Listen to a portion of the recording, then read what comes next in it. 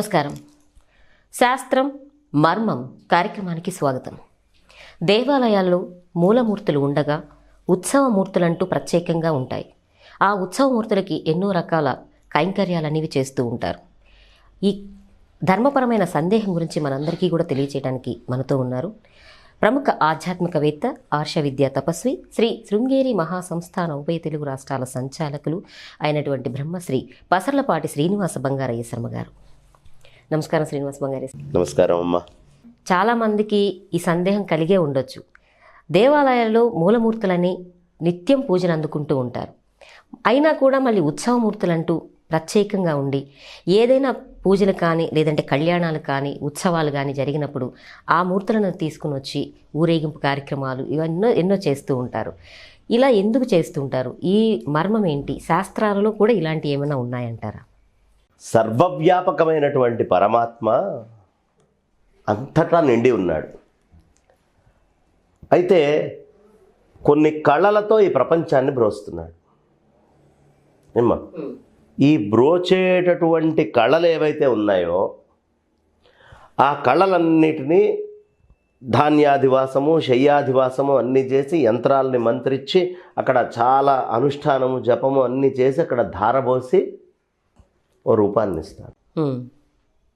పైన చెట్టుకుంటే కొమ్మ, అది ఎవడైనా చెక్కితే బొమ్మ, మంత్రప్రతిష్ఠ చేస్తే అమ్మ. అంతే కదమ్మా? అలా ఒక మంత్రాన్ని తీసుకొని వచ్చి అనుష్ఠానం చేసి మూలమూర్తిని ప్రతిష్ఠ చేస్తారు. ఒక్కసారి దిగ్బంధనం, అష్టబంధము, ఇట్లా బంధాలు ఉంటాయమ్మా. ఆ బంధాలతోటి ఒక్కసారి మూర్తిని గనక మనం ప్రతిష్ఠ చేశాము అంటే ఇక ఆ స్వామి అలాగే ఆ కళలో ఆ శక్తిని తీసుకుంటూ అటు ఇటు కదలకుండా ఒకటే అయినటువంటి తదేకమైనటువంటి రక్షే పనిగా పెట్టుకొని ఉంటారు. గ్రామస్తులు ఎవరు ఆయన వదిలిపెట్టకుండా ఆయన దగ్గరికి వెళ్ళి అర్చన చేసుకుంటూ అన్ని చేసుకుంటూ రావాలి. ఎవరు వాళ్ళ ఊళ్ళో గుడి ఉండి ఆ గుళ్ళో ఉండేటువంటి దేవుడి గురించి పట్టించుకోరో వాళ్ళు ఎవరూ కూడా వాళ్ళు పొందాల్సినటువంటి ఉన్నతిని పూర్తిగా పొందలేరు. మంచి ఉన్నత స్థితిలో ఉండాలి అంటే నువ్వు ఆ ఊర్లో ఉన్నావా, ఆ ఊర్లో ఉండేటువంటి దేవత. అంటే ఇప్పుడు ఇక్కడి నుంచి అమెరికా వెళ్ళిపోయాడండి, అమెరికాలో ఏదైనా గుడి ఉంటే అక్కడ తిరుగు. అమలాపురం వెళ్ళాడు, అక్కడ ఏదైనా గుడి ఉంటే అక్కడ తిరుగు. లేదు, నీ ఊళ్ళో నువ్వు ఉన్నావు, నీ ఊరికి సంబంధించినటువంటి దేవుణ్ణి మాత్రం వదిలిపెట్టకు. నువ్వు ఎక్కడికి వెళ్ళినా నీ ఊరిని మర్చిపోకు, ఏ ఊర్లో ఉన్నావు ఆ ఊర్లో ఉండే భగవంతుడిని, గుడిని మర్చిపోకు. ఇది మన సిద్ధాంతం. మూలమూర్తిని తీసుకొచ్చి ప్రతిష్ఠ చేసేసారు. మూలమూర్తి అనే మాటలోనే మనకు తెలిసిపోతుంది. అంటే ఈ మొత్తానికి మూలం అది. ఈ సృష్టి అనేటటువంటి దాని మొత్తానికి మూలం ఒకటి ఉంటుంది కదా, పరమాత్మ. ఏమ్మా? ఒకటి. రెండు, ఆ పరమాత్మ యొక్క శక్తే బయట మొత్తం ఈ కార్యక్రమం చేయడానికి, మిగతా అన్నిటికీ కూడా మళ్ళీ సృష్టిలో అంతా తానే ఉన్నాడు. సృష్టి తానే చేశాడు, సృష్టిలో తానే అయి ఉన్నాడు, తానే సృష్టి అయి ఉన్నాడు. తన నుంచే సృష్టి వచ్చినట్టు. సాలేడు పురుగులోంచే దారం వస్తుంది, సాలేడు పురుగు నుంచి వచ్చిన దారంతో సాలేడు పురుగు గూడు కట్టుకుంటుంది, ఆ గూట్లోనే సాలేడు పురుగు మొత్తం తిరుగుతూ ఉంటుంది. మళ్ళీ ఆ ఉండేటటువంటి దారాన్నంతా సాలేడు పురుగు తన లోపలికి తీసుకుంటుంది. అంతేనా? అట్లాగే పరమాత్మ కూడా తన నుంచే ఈ మొత్తము అయినటువంటి సృష్టి మొత్తం చేశాడు. ఈ సృష్టి అంతా కూడా ఆయన సంచరిస్తూనే ఉంటాడు. మళ్ళీ ఈ సృష్టి అంతా ఆయనలోకే తీసుకుంటూ ఉంటాడు. సృష్టి వేరు, ఆయన వేరు కాదు, రెండు ఒకటే. ఆయనే సృష్టి, సృష్టి ఆయన. మూలమూర్తి అయిపోయింది. అలా మూలమూర్తికి ఆరాధన చేసాం, అంతా చేసాం, ప్రతిష్ట, ఆయన కదలడు. మరి ఉత్సవమూర్తి కావాలిగా. శవము అంటే ఏమిటి? సృష్టి.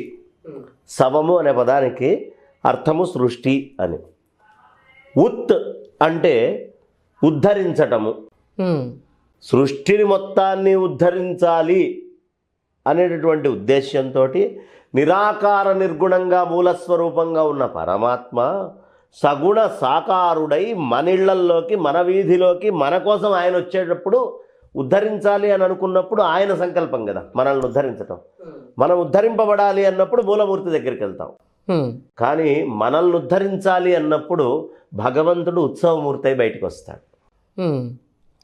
మనం ఉద్ధరింపబడాలి, మనం ఆ పని చేయట్లా, గుళ్ళోకి వెళ్ళట్లా, ఒరే నన్ను చూడటానికి నువ్వు రాలేదురా, కానీ నిన్ను ఉద్ధరించాలని నేను బయటకు వస్తున్నాను రా అని చెప్పి చేసేటటువంటి దాన్ని ఉత్సవమూర్తి అంటారు. అంటే సృష్టి చేసేది కూడా ఆ భగవంతుడైనప్పుడు ఆ భగవంతుని సృష్టిలోని ఉన్న ఈ వీళ్ళకి వారి దగ్గరికి వెళ్ళాలనే ఆలోచన రాదా అండి? ఆ ఆలోచన రావడానికి అక్కడికి వీడి ఆలోచనలో అన్ని చోట్ల ఉన్నది వాడే కదా. ఆలోచనలో కూడా వాడు ఉన్నాడు. వాడు లేకపోతే మన బుర్ర పని చేయదు, మనకేం లేదు. పరమాత్మ లేనిదే చైతన్యం లేదు మనలో. ఈ చైతన్యము నీ వల్ల వచ్చింది అని వాడు గుర్తించి అక్కడికి వెళ్ళాలంతే. అది ఎప్పటిదాకా వెళ్ళలేడు అంటే వాళ్ళు అజ్ఞాన పొరలు కంపిందాకా వాడు గుళ్ళోకి వెళ్ళి నమస్కారం చేసుకోడు. కాబట్టి స్వామి ఆయనే బయటకు వచ్చి ఉద్ధరిస్తాడనమాట. ఒకవేళ సమాజంలో ఏమైనా వైషమ్యాలు వచ్చి ఈ వైషమ్యాల వల్ల మా గుడికి నువ్వు రావడం ఏంటి, మాది మాదే, ఈ గుడి మాది, ఆ గుడి మీది అని మాట్లాడుకుంటే అజ్ఞానం ఉంటుంది కదా. ఈ అజ్ఞానం జనాల్లో ఉన్న పరమాత్మకి లేదు కాబట్టే ఆయన బయటకు వస్తాడు. అరే మీకు ఈ సమస్యలు ఉన్నాయేమో కానీ నాకేం లేవురా, నేను ఉద్ధరించడం కోసమే బయటకు వస్తున్నాను.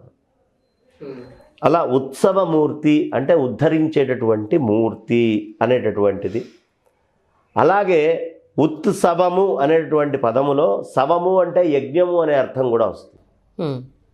ఈ సవ శబ్దానికి యజ్ఞము అని చెప్పడానికి అత్రి సంహిత అయితేనేంటి, మనకి భృగు సంహిత అయితేనేంటి, పురుషోత్తమ సంహిత అయితేనేంటి, ఈ అన్ని సంహితల్లో కూడా చాలా విశేషంగా యజ్ఞము అని చెప్పబడ్డది. యజ్ఞముతో ఉద్ధరించటం అంటే భగవంతుడు ఒక యజ్ఞస్వరూపంగా బయటకు వస్తున్నాడు. మనం ఆయన దగ్గరికి వెళ్ళట్లా. ఆయన వచ్చేటప్పటికి ఏం చేస్తారు, రథం లాగడానికి 10 మంది వచ్చేస్తారు, పల్లకీలు మోసేవాళ్ళు వచ్చేస్తారు, ఇదంతా కూడా ఊరంతా కదిలి వస్తుంది. కాబట్టి ఇది ఉత్సవము అంటారు. ఈ ఉత్సవమూర్తి మూలమూర్తి కొన్ని సమయాల్లో మూసేస్తారు, కొన్ని సమయాల్లో ఉంటుంది, భోజనాలు భాజనాలు ఇవన్నీ. ఉత్సవమూర్తిని కొంచెం బయట అందుబాటులో ఉండేట్టు పెట్టుతారు. అది చూసి కొంతమంది నమస్కారం చేసుకోవడం ఇవన్నీ చేస్తారు. తర్వాత ఈ ఉత్సవమూర్తి ప్రత్యేకత ఏంటంటే స్థిరము చరము. మనకి ఇప్పుడు 2 రకాల ఆస్తులు, ఒకటి స్థిరాస్తి అంటాం, రెండోది చరాస్తి అంటాం. ఏమ్మా, స్థిరంగా అంటే ఫిక్స్డ్గా ఉండేటటువంటిది స్థిరం, మూలము స్థిరం, ఉత్సవము చరం. మనిషికి స్థిరము కావాలి, చరము కావాలి, అంతేనా? ఇప్పుడు ఇక్కడి నుంచి నేను కాశీకి వెళ్ళాలి, ఇది చరం. కానీ నేను తిరుగుతూనే ఇక్కడి నుంచి కాశీకి పోవాలంటే చాలా కష్టం. మధ్యలో స్థిరంగా కూర్చోడానికి ఒక సీటు కావాలి. ఫ్లైట్ అయినా, అదే బస్సు అయినా, కార్ అయినా యోగ్యమైన ఒక సీటు కావాలి, అంతేనా? స్థిరము చరము యొక్క కలయికే మానవ జీవితం. ఇది చూపిస్తాయి ఈ 2 మూర్తులు. నువ్వు ప్రతి ఏరియాలో స్థిరమై ఉండాలి, అలాగే చరిస్తూ పనులను పూర్తి చేస్తూ ఉండాలి. ఎంత గొప్ప సందేశం చూడమ్మా. ఇప్పుడు ఇక్కడ మనం కూర్చొని మన ఇద్దరం మాట్లాడుతున్నాం, నేను నీతోటి మాట్లాడుతున్నా, నువ్వు నన్నేమో ప్రశ్నలు అడుగుతున్నావు, సమాధానం. ఇది స్థిరం ఈ ఏరియా. కానీ ఈ వీడియో తయారైన తర్వాత చరం అన్ని చోట్లకి తిరుగుతోంది. అంటే గుళ్ళో మూలమూర్తి లాంటిది ఈ ప్రదేశంలో మనం చేసేది, ఇది వెళ్ళి నలుగురికి అందడం ఉందే, అది ఉత్సవం.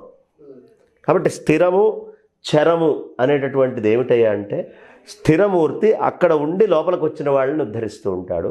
చరమూర్తి పని కట్టుకొని బయటికి వెళ్ళి గుర్తు చేశారే, మీరు రాకపోయినా నేను వచ్చానురా, మీ అందరినీ ఉద్ధరించడం కోసమే నేను ఇక్కడ ఉన్నాను అనే విషయం చెప్తాను. ఇక ఉత్సవము అంటే మంగళము అనే అర్థం కూడా ఉంది. మంగళం అన్ని రకాలైనటువంటి శుభాలు అన్నీ కలిగించేది. కళ్యాణం ఎప్పుడు మూలమూర్తులకు చేయం.